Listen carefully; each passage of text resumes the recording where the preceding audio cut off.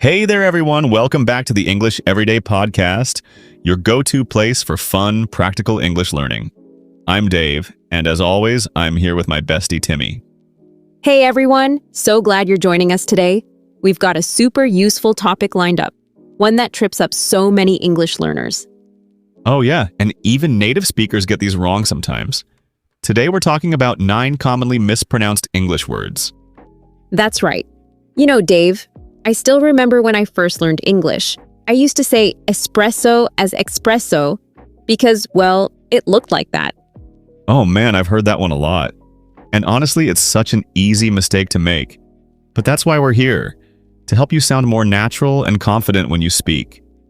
Exactly. And before we jump in, don't forget to check the description for your free PDF guide. It got everything you need from today's episode. So, let's get started. We're going to go through these words one by one, break them down, and even give you some tricks to remember the right pronunciation. And hey, if you've ever mispronounced any of these, don't worry. We've all been there. The important thing is to keep learning and improving.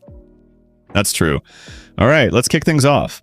So, our first word is one that even native speakers argue about. February. Oh, yeah. People say it two ways.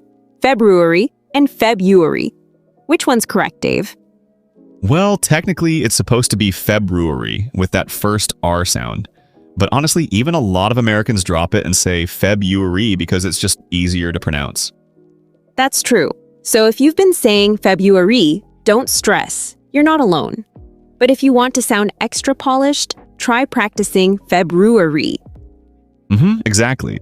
Now, our next word is mischievous. Oh, this one's sneaky, literally. A lot of people add an extra syllable and say mischievous, but it's actually just mischievous. Right, only 3 syllables, not 4. Mischievous. Like, that little kid is so mischievous, always hiding his sister's toys. Perfect example, Dave. Okay, next one is espresso. Ah yes, the classic espresso mistake. Yep, no X in there, it's espresso, not expresso. Think of it like press, because that's how espresso is made, by pressing hot water through coffee grounds. Oh, that's a great trick. Okay, moving on to nuclear. Oh boy, this one's famous. A lot of people, even politicians, say nuclear, but it's nuclear. Right, let me break it down. Nu plus cle plus nuclear. Exactly. Now here's another tricky one. Sherbet. Oh, you mean sherbet, right? No, that's the common mistake. It's actually just sherbet, no second R sound. Mind blown. All this time I thought it was sherbet. You and everyone else. Okay, next word, library. Oh, this one's tough, because people often drop syllables when speaking fast. Yeah, instead of library, they say library. But try to pronounce both R sounds, library. Practice it slow first. Library. Then speed it up. Perfect. Now, here's one that trips up a lot of learners. Comfortable. Right? People often say comfortable, but natives usually say comfortable. Yeah, it's one of those words where we kind of swallow some sounds. Comfortable. Like, this couch is so comfortable. Exactly. Okay, next, pronunciation. Oh, the irony is real.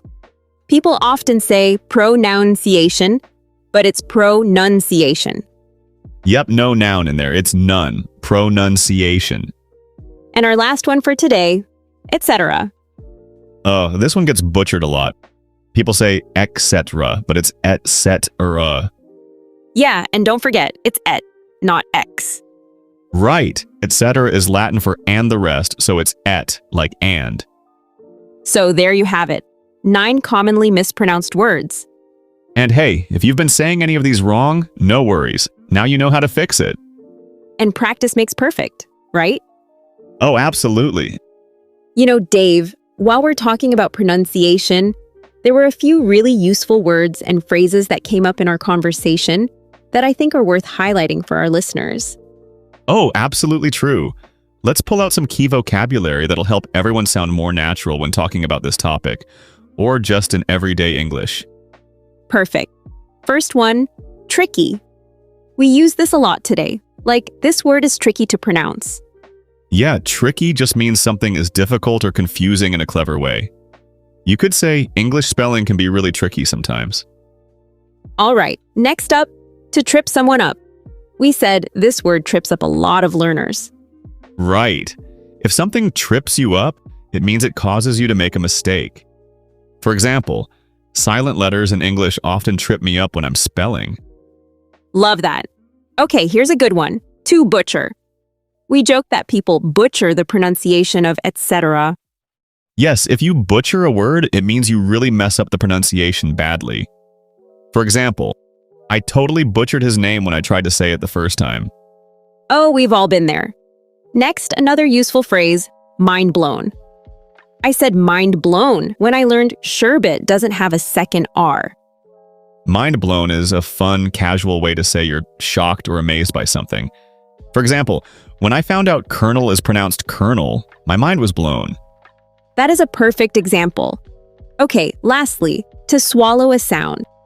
We mentioned that in comfortable, native speakers swallow some sounds. Exactly.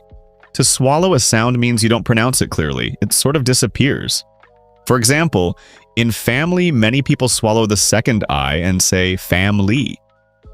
These are all super useful for talking about pronunciation, or just sounding more natural in everyday English. Definitely.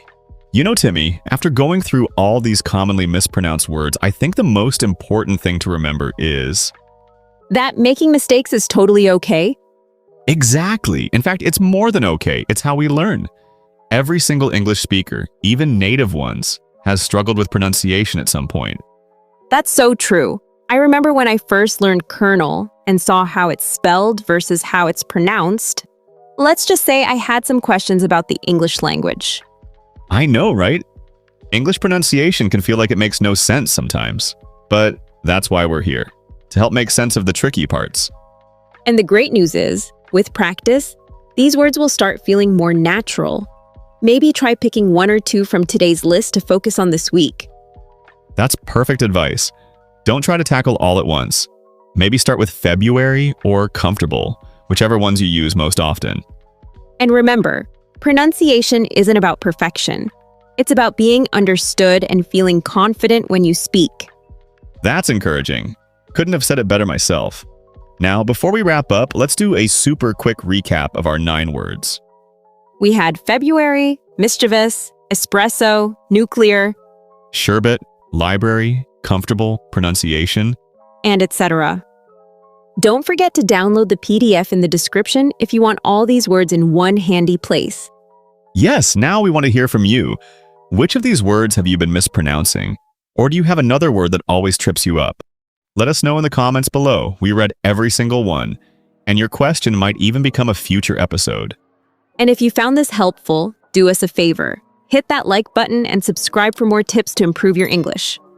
Every subscription, which is free, helps us keep making content to help you on your English journey. And remember, every mistake is just proof that you're learning. Don't be afraid to speak up and keep practicing. That's all for today, but we'll be back soon with another helpful English learning topic. Until then, check our playlist to boost your English listening while sleeping. The link is in description, or just simply click away this middle screen. We'll see you there.